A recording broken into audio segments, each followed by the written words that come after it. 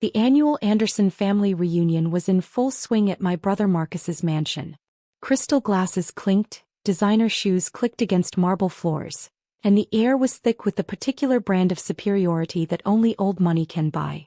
I stood in a corner of the grand living room, nursing a glass of champagne and watching my relatives parade their achievements like peacocks. My small bookstore, The Written Path, had just celebrated its 5th anniversary, but here among investment bankers and corporate lawyers, that meant nothing. "Oh, look who finally showed up," Marcus's voice carried across the room. "My little sister, what are you calling yourself these days? Small business owner." He approached with his usual entourage, our cousin Peter from Goldman Sachs, his wife Sophia who ran a fashion empire, and several other relatives who'd made it in the corporate world. Their Rolex watches and Gucci suits seemed to gleam under the chandelier light. "The bookstore's doing well actually," I said, straightening my simple black dress. "We just opened our online rare books division." Marcus threw his head back and laughed. "Rare books? How quaint. Peter and I just closed a deal worth more than your entire store's decade of revenue." "The Morton Phillips merger," Peter added, swirling his expensive scotch. "Biggest deal of the year. But I'm sure selling used books is fulfilling." I bit back a smile. If they only knew that their precious merger hadn't actually closed yet. That it was currently sitting on my desk, awaiting approval from someone they'd never bothered to investigate. "Speaking of the merger," Marcus continued, "we're celebrating its completion tonight. Dad's especially proud, says it'll put Anderson Consulting back on top. Our father, William Anderson, had built Anderson Consulting from nothing 30 years ago. But recently the firm had been struggling, and this merger was supposed to be their salvation. Just a tiny shop owner," Marcus smirked at his audience.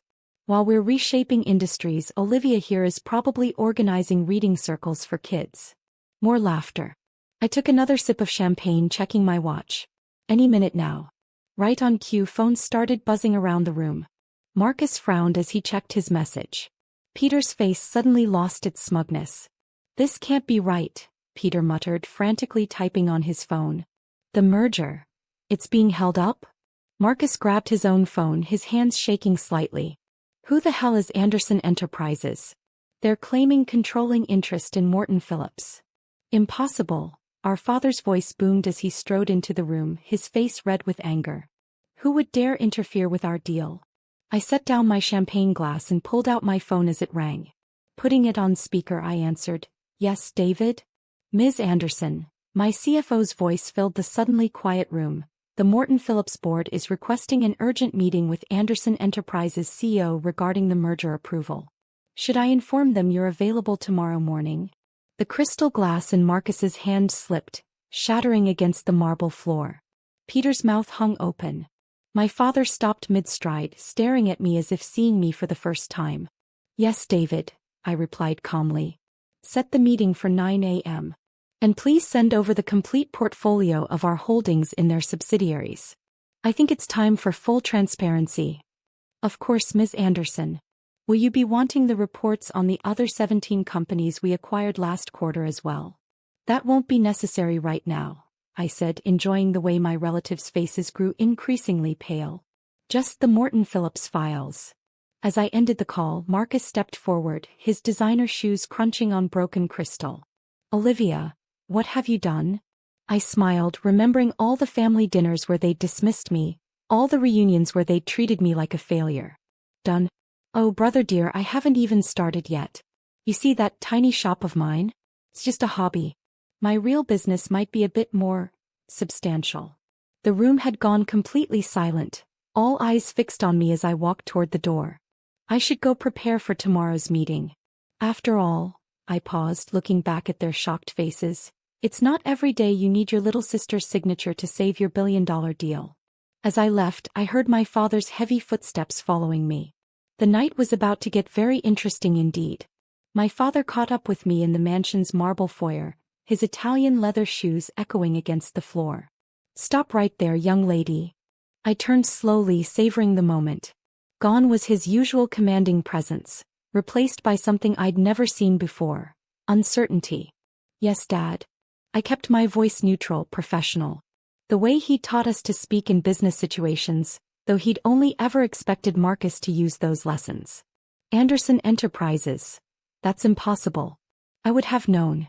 Our intelligence team would have flagged any new major player in the market. I pulled out my tablet, pulling up a complex web of shell companies and subsidiaries. Would they have flagged Brighton Holdings? Or perhaps Meridian Ventures? New Century Capital? His face paled as he recognized the names. Those are some of our biggest silent investors. We're some of your biggest investors, I corrected. Now they're all under one umbrella. Anderson Enterprises. My umbrella. Marcus burst into the foyer, his perfect hair now disheveled. The board is going crazy. Morton Phillips is threatening to pull out completely if we don't resolve this by tomorrow. Then I suggest you both join me in my office, I said, checking my watch. The real one, not the bookstore.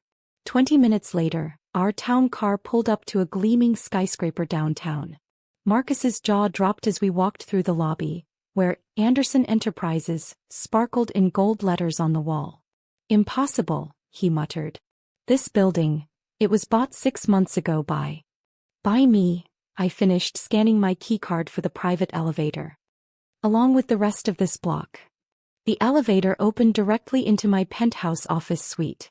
Floor-to-ceiling windows offered a panoramic view of the city, and multiple screens displayed real-time market data from around the world.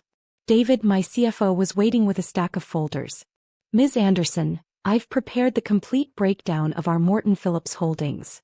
Also, Tokyo is on line 3 regarding the Asian market expansion.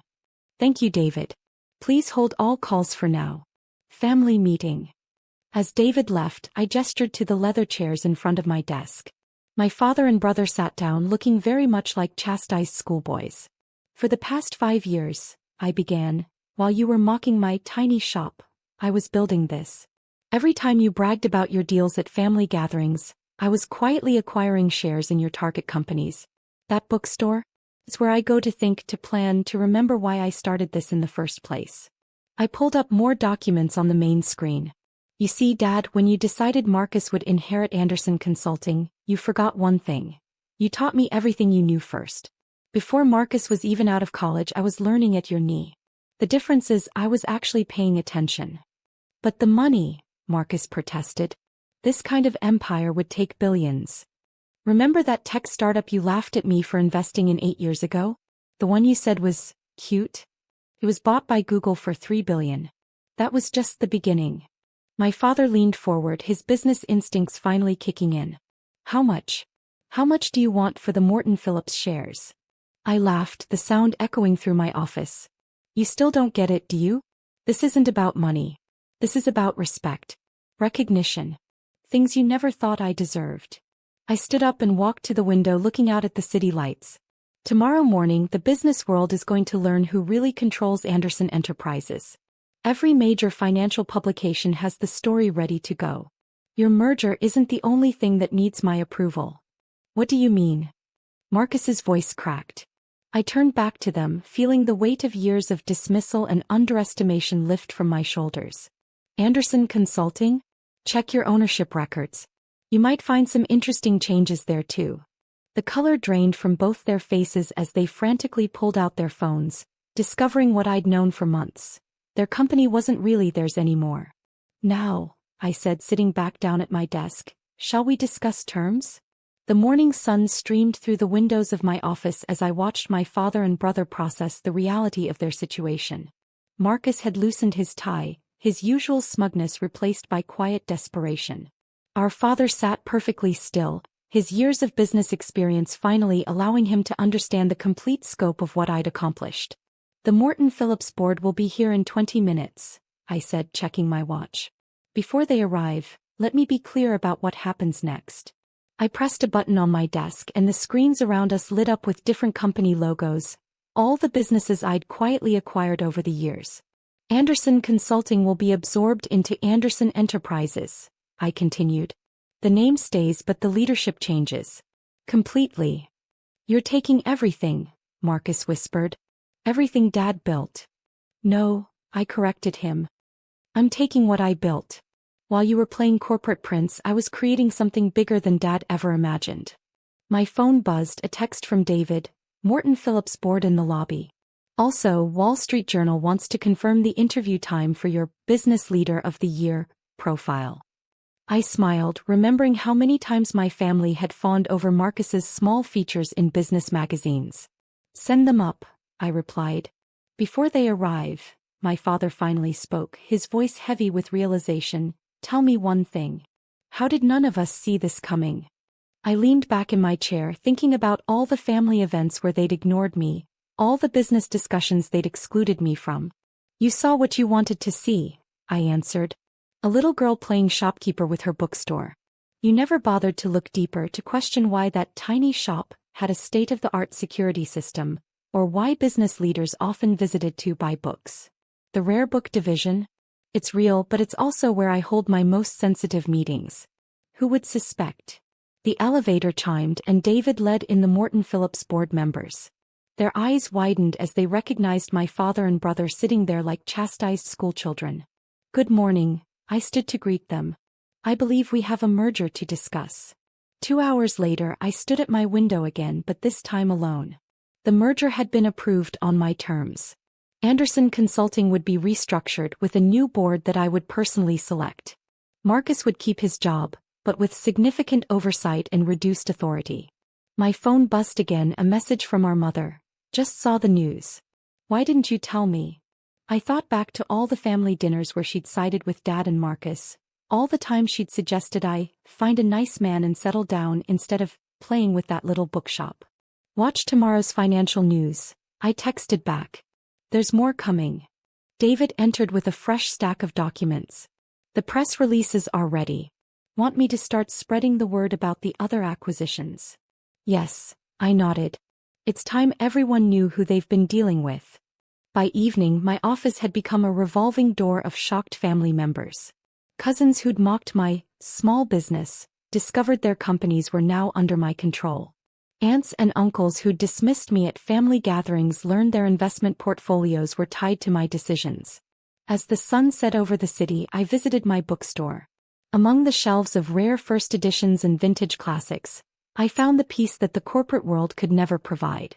A copy of Pride and Prejudice caught my eye. Elizabeth Bennet, another underestimated woman who proved her worth. My phone buzzed one last time. A message from Marcus. I understand now. I'm sorry. Can we talk? I picked up the book, running my fingers over its leather binding. Tomorrow, I replied. Family dinner at my place. Bring Dad. And Marcus? Dress casual. The billions we'll be discussing don't require a tie. Standing there, surrounded by books and the subtle scent of success, I smiled. Sometimes the smallest businesses hide the biggest secrets, and the most dismissed people hold the most power. Tomorrow, the business world would wake up to headlines about the mysterious CEO of Anderson Enterprises. But tonight, in my tiny shop, I was simply Olivia, the bookstore owner who rewrote her family's story one acquisition at a time.